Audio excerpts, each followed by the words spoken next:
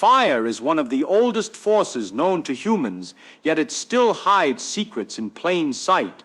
The moment a flame appears, it feels alive, it moves, it grows, it destroys, it comforts, it scares.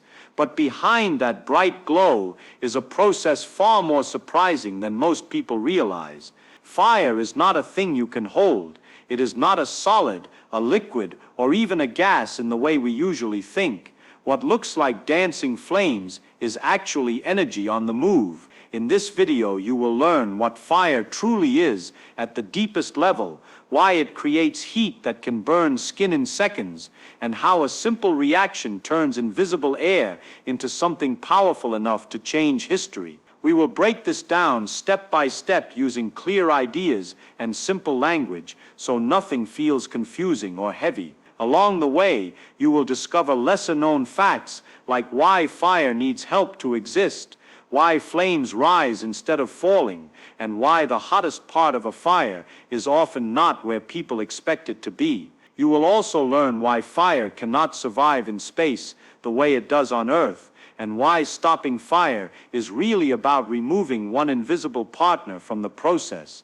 This is not just about flames and heat. This is about understanding a force that shaped human progress, from cooking food to forging metal, from survival to destruction. Every second you keep watching, the picture will become clearer, and by the end of this video, fire will no longer feel like a mystery or magic. It will feel understandable, logical, and even predictable. Stay until the final moments, because the last part connects everything together and reveals the single reason fire keeps itself alive once it starts. If learning how the world truly works excites you, and if you enjoy simple explanations of powerful ideas, then this video is made for you. Welcome to our channel, where we break down big questions into clear answers. Subscribe now and become part of a community that loves curiosity, science, and the hidden stories behind everyday things.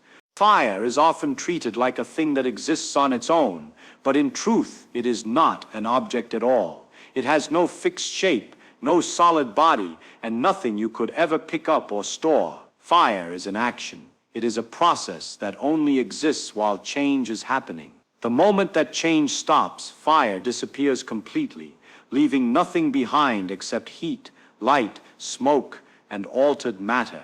At its core, fire is a chemical process that turns one form of matter into another while releasing energy. When people say something is burning, what they are really describing is a rapid chemical reaction that rearranges atoms. The bright glow that eyes see is energy escaping. The warmth felt on skin is energy spreading outward. Fire itself is simply the visible result of that energy being released into the air.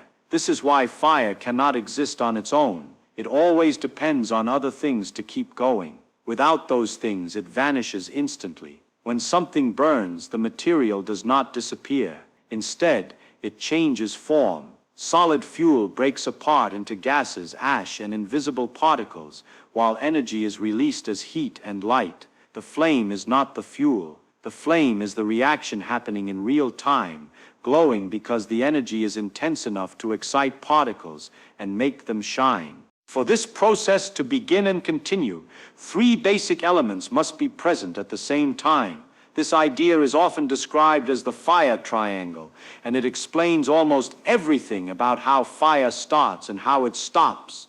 The first part is fuel. Fuel is anything that can change chemically in a way that releases energy. Wood, paper, oil, gas, plastic, and even dust can act as fuel. Fuel does not need to be solid. It can be liquid or gas. What matters is that it contains atoms that can react and rearrange themselves. The second part is heat. Heat provides the energy needed to begin the reaction. Without enough heat, fuel remains stable and unchanged. Heat forces the atoms inside the fuel to move faster. As they move faster, the bonds holding them together weaken and begin to break. This breakdown is critical because fire cannot burn solid fuel directly. The fuel must first turn into gas. The third part of the triangle is oxygen. Oxygen is present in the air and acts as a powerful partner in the reaction. Oxygen atoms are highly reactive, meaning they easily combine with other atoms. When oxygen meets hot fuel gases, a rapid reaction begins. If any one of these three elements is missing, fire cannot exist. Remove fuel, and there is nothing to react. Remove heat, and the reaction never starts or quickly stops. Remove oxygen, and the reaction suffocates. Firefighters rely on this simple truth when they put out fires. They do not fight flames directly, they remove one side of the triangle. Inside a fire, a complex chain of events unfolds every second. It begins when heat is applied to fuel. As the temperature rises, the fuel starts to break apart at the molecular level. Solid fuel does not burn in its solid form. Instead, heat causes it to release gases through a process called thermal decomposition. These gases rise into the air because they are hot and light. As they rise, they mix with oxygen from the surrounding air. When the mixture reaches the right balance and the temperature is high enough, combustion begins. Combustion is the chemical reaction between fuel gases and oxygen that releases energy. During this reaction, old chemical bonds break and new ones form. This rearrangement releases stored chemical energy. That energy escapes as heat and light. The light comes from excited particles that glow as they release energy. The heat spreads outward, warming nearby objects and air. This newly released heat then travels back to the fuel source, heating it even more. This causes more fuel to break down into gas, feeding the reaction again. This loop is what makes fire appear alive. In reality, it is a self-sustaining chemical chain. Once combustion begins, fire has the ability to keep itself going as long as conditions remain right. The heat produced by the reaction does not stay in one place. It flows back into the fuel and outward into the environment. When enough heat flows back into the fuel, it continues to release gases. Those gases continue to meet oxygen. The reaction continues without needing an external heat source. This is why a match can start a large fire, but does not need to remain present. The match only provides the initial heat. After that, the fire creates its own heat. This self-feeding process explains why fires can grow rapidly and why they can be so difficult to control. As long as fuel is available and oxygen can reach the reaction zone, fire will continue to burn. Even small changes can affect this balance. Limiting airflow can weaken flames. Spreading fuel apart can slow the reaction. Increasing heat can make fire more intense. Every flicker, every movement of flame is a visible sign of this balance shifting moment by moment. The flame itself is not a solid shape or a physical object, even though it looks clear and defined. A flame is made of hot gases that are glowing because they carry a large amount of energy. When fuel breaks down into gases and mixes with oxygen, the reaction releases heat so intense that the gas particles begin to emit light. This glowing gas is what the eyes recognize as a flame. The shape of a flame is controlled by heat rising upward. Hot gases are lighter than the cooler air around them, so they move upward, pulling fresh oxygen in from below. This constant upward motion gives flames their familiar pointed shape.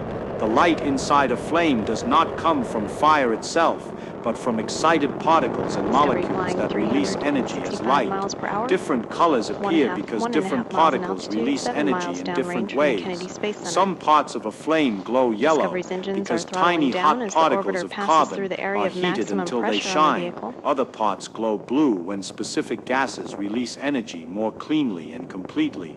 The color of a flame tells a story about temperature, fuel type, and how well oxygen is mixing with the gases. A blue flame usually means the fuel is burning more completely, producing more heat and less visible soot.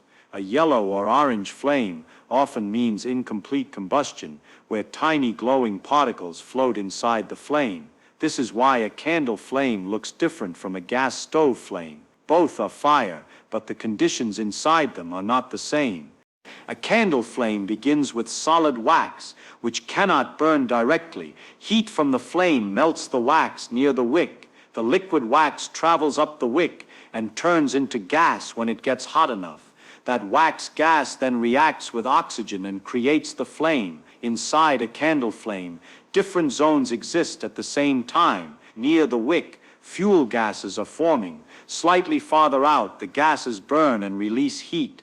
At the outer edge, oxygen is most available, and combustion is more complete. This layered structure is invisible to most people, but it controls the flame's color, temperature, and behavior. A bonfire works differently. The fuel is much larger, uneven, and spread out. Wood releases gases as it heats, but the process is less controlled. Oxygen reaches different parts of the fire at different rates. This creates large, chaotic flames that change shape constantly. A bonfire produces more smoke because not all fuel gases burn completely. The flame colors shift as wood, sap, and other materials break down. Even though both a candle and a bonfire rely on the same basic chemical reaction, their flames behave very differently because the fuel, airflow, and heat levels are not the same. Fire goes out in water, not because water is cold, but because water disrupts the fire triangle. Water absorbs heat very efficiently. When water touches a flame or hot fuel, it pulls heat away faster than the fire can replace it. Without enough heat, fuel stops releasing gases, and the reaction slows or stops. Water also turns into steam when heated, which pushes oxygen away from the fuel. This double effect makes water especially effective at stopping fire. Fire also goes out without air because oxygen is a required partner in combustion. When oxygen levels drop too low, fuel gases can no longer react. The flame weakens, shrinks, and disappears. This is why covering a small fire can put it out. The cover blocks oxygen from reaching the reaction zone. In every case, fire does not die slowly because it runs out of energy on its own. It stops because one essential part of the process is removed. Fire exists only while heat, fuel, and oxygen stay connected in a continuous loop, feeding one another without interruption. Fire may look wild and unpredictable, but now its secret is clear. What once felt like magic is really a powerful chain of simple reactions working together every second. When you understand fire, you understand how energy moves, how matter changes, and how the world around us is constantly in motion. If this explanation helped you see fire in a new way, take a moment to show your support. Tap the like button so more curious minds can find this video. Share it with someone who loves learning how everyday things really work. And if you want more clear, simple science that turns big questions into easy answers, subscribe to this channel and stay with us. Many more fascinating ideas are coming, and you won't want to miss what's next.